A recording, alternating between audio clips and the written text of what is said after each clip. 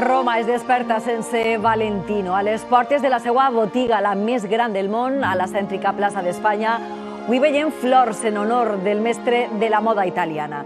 El país està de dol i es prepara per a dir adeu al geni de l'agulla. Demà començarà un velatori que durarà 48 hores i divendres serà el funeral a la Basílica de Santa Maria dels Àngels de Roma.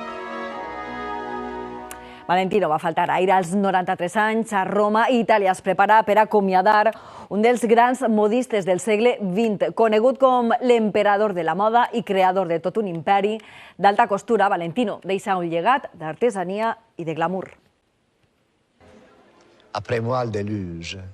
Després de mi, el diluvi.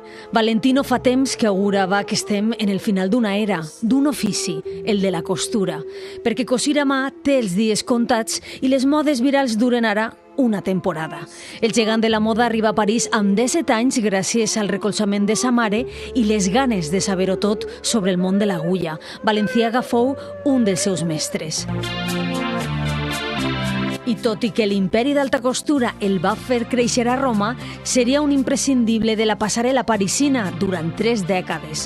Va vestir reines, aristòcrates i actrius. Les dones més influents del segle van lluir els seus vestits escultòrics a ulls del món i l'acompanyà un color entre carmí i escarlata que estava en totes les seues col·leccions, el roig Valentino, un poderós color del qual es va enamorar en un viatge a Barcelona i que ha sigut identitat i llegat, com també ho ha sigut la bellesa. La bellezza che crea bellezza, la bellezza che aiuta, la bellezza che crea cultura.